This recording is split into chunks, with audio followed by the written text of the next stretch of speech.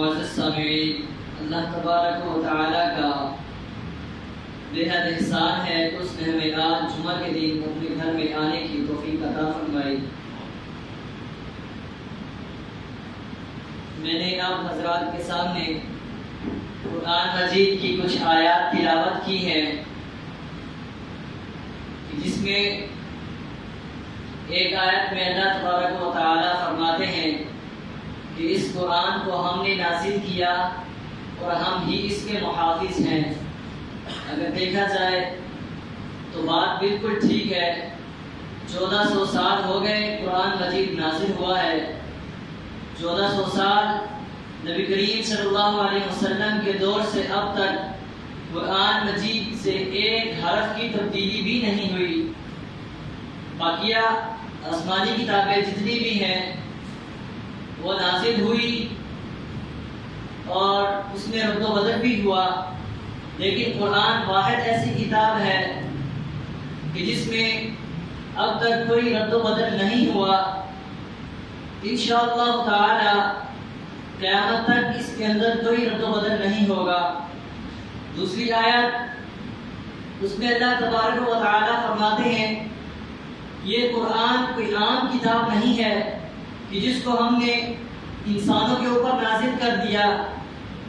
قرآن مجید جو آیت میں نے آپ کے سامنے تلاوت کی ہے، اس میں اللہ تبارک و تعالی یہ فرماتے ہیں کہ اگر ہم اس قرآن کو پہاڑ کے اوپر نازل کر دیتے تو وہ اللہ تبارک و تعالی کے ڈر سے اور قرآن مجید کے وزن سے وہ پھٹ جاتا، لیکن انسان کو اللہ تبارک و تعالی نے ایسی توفیق عطا فرمائی ہے کہ یہ قرآن کا وزن وہ برداشت کر لیتا ہے۔ قرآن مجید واحد ایسی کتاب ہے کہ جس سے ہم رہنمائی حاصل کر سکتے ہیں۔ حدیث شریف میں آیا ہے خیرکم من تعلم القرآن وعلمہ، تم میں سے بہترین شخص وہ ہے جو اس قرآن کو پڑھے اور اس کو آگے سکھائے۔ دنیا میں کوئی کتاب بھی اتنی زیادہ نہیں پڑھی جاتی جتنا کہ قرآن مجید کو پڑھا جاتا ہے۔ قرآن کا نام اسی وجہ سے قرآن رکھا گیا ہے کہ جو قرآن اصل میں قراءت سے ہے کہ جس کا معنی ہے پڑھنا، بار بار پڑھنا۔ قرآن مجید کو بار بار پڑھا جاتا ہے، اس لیے اس کا نام قرآن مجید رکھا گیا ہے۔ اور دوسری حدیث آپ کے سامنے جو بیان کی تھی، القرآن حجت لک او علیک، یہ قرآن واحد ایسی کتاب ہے کہ جو شفاعت کا ذریعہ بنے گی۔ حدیث شریف میں آیا ہے کہ قرآن یا تو تمہارا گواہ ہوگا، تمہارے ساتھ کھڑا ہوگا، یا تو تمہارے خلاف کھڑا ہوگا۔ اگر قرآن مجید کو مانیں گے، قرآن مجید کی مانیں گے تو قرآن ہمارا سفارشی ہوگا۔ قرآن حشر کے دن ہماری سفارش کرے گا، اور اگر ہم قرآن کی نہیں مانیں گے، قرآن کے خلاف جائیں گے تو قرآن ہمارے خلاف کھڑا ہوگا، اور جب تک ہمیں جہنم میں داخل نہ کر لے یہ اللہ تبارک و تعالی سے جھگڑا کرتا رہے گا۔ اگر ہم قرآن کی مانیں گے، ہم قرآن کو تو مانتے ہیں، قرآن کی نہیں مانتے۔ قرآن کو مانتے ہیں کہ اللہ تبارک و تعالی کی کتاب ہے، نبی کریم صلی اللہ علیہ وسلم پر نازل ہوئی تھی، یہ تو ہم مانتے ہیں، لیکن قرآن کہتا ہے نماز پڑھو، زکوٰۃ دو، روزے رکھو، ہم یہ نہیں مانتے۔ بہت مسلمان ایسے ہیں کہ جو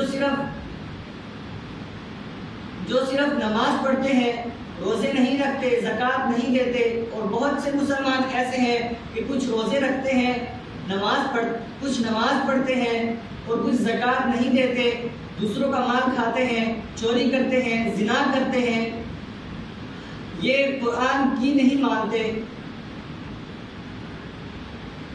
قرآن ایسی کتاب ہے کہ جو سفارش کرنے والا ہے اللہ تبارک و تعالیٰ کو محبوب ہے یہ کتاب. قیامت والے دن یہ کتاب سفارش کرے گا. اللہ تبارک و تعالیٰ اس کتاب کی برکت سے ہمیں جنت میں داخل کرے گا.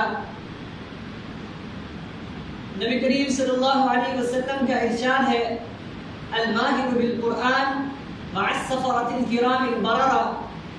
قیامت کے دن سب کی صفیں لگی ہوں گی، تاجروں کی الگ صف ہوگی، شہداء کی الگ صف ہوگی، انبیاء کی الگ صف ہوگی.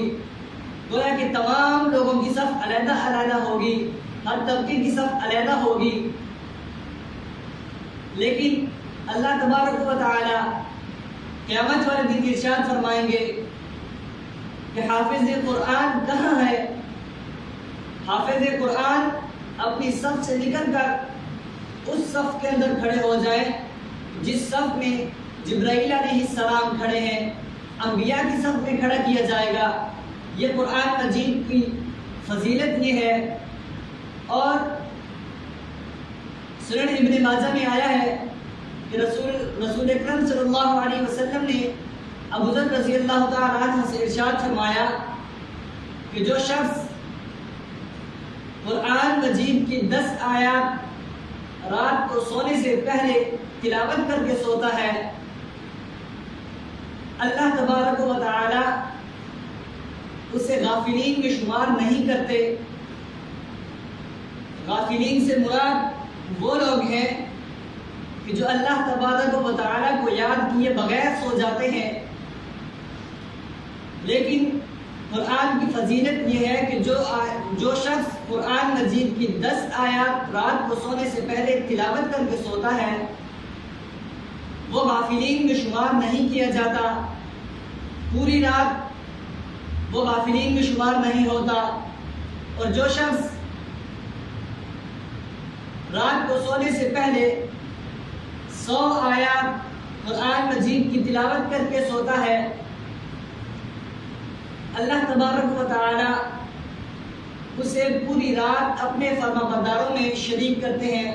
اس کا شمار فرما برداروں کے اندر کیا جاتا ہے نہ کہ نافرمانوں کے اندر کیا جاتا ہے. اس لیے 10 آیات یا 100 آیات تو چلو زیادہ ہیں، 10 آیات تو کچھ زیادہ نہیں. 5 منٹ نہیں لگتے 10 آیات پڑھنے میں. 10 آیات کوشش کریں رات کو سونے سے پہلے 10 آیات کی تلاوت کریں اور پھر سویا کریں تاکہ غافلین کے اندر کم از کم تو شمار نہ ہو. فرشتے اس چیز کے اندر تو ہمیں شمار کریں کہ ہم سونے سے پہلے اللہ تبارک و تعالی کو یاد کر کے سوئے ہیں. اللہ تبارک و تعالی سے دعا ہے کہ اللہ تبارک و تعالی ہمیں قرآن مجید کو پڑھنے کی توفیق عطا فرمائے. قرآن مجید کو جتنا زیادہ پڑھیں گے اتنا اجر ہمیں ملے گا. قرآن مجید کی فضیلت یہ بھی ہے کہ دنیا تو دار العمل ہے، اس کے اندر عمل کیا جاتا ہے، جزا تو آخرت میں ملے گی. کوئی عمل بھی ایسا نہیں دنیاوی، کوئی عمل بھی ایسا نہیں کہ جو مرنے کے بعد بھی کام آتا ہے. لیکن قرآن واحد ایسی کتاب ہے کہ جس کی تلاوت بعد میں بھی کام آتی ہے، جس کا یاد کرنا یعنی قرآن مجید مکمل یاد جو کرے قیامت والے دن اللہ تبارک و تعالی اسے یہ کہیں گے کہ قرآن مجید کو پڑھتے جاؤ جیسا کہ تم قرآن دنیا میں پڑھتے تھے، اور قرآن مجید کو پڑھتے جاؤ اور جنت کی سیڑھیاں چڑھتے جاؤ. جہاں پر تمہارا قرآن ختم ہوگا وہاں پر تمہاری جنت ہوگی، تمہارا اجر وہ ہوگا. اور دنیا آخرت کے اندر کوئی عمل ایسا نہیں کہ جس کا ہمیں دنیاوی عمل سے اس کا ہمیں اجر ملتا رہے. لیکن قرآن مجید واحد ایسی کتاب ہے کہ جب اللہ تبارک و تعالی یہ کہیں گے کہ قرآن کو پڑھتے جاؤ جیسے تم دنیا میں پڑھتے تھے، اس وقت بھی اللہ تبارک و تعالی اس حافظ قرآن کو اس کے ایک ایک حرف پر ایک نیکی لکھیں گے۔ اللہ تبارک و تعالیٰ سے دعا ہے کہ اللہ تبارک و تعالیٰ ہمیں قرآن پڑھنے کی، سمجھنے کی اور اسے یاد کرنے کی توفیق عطا فرمائے۔ وآخر دعوانا الحمدللہ۔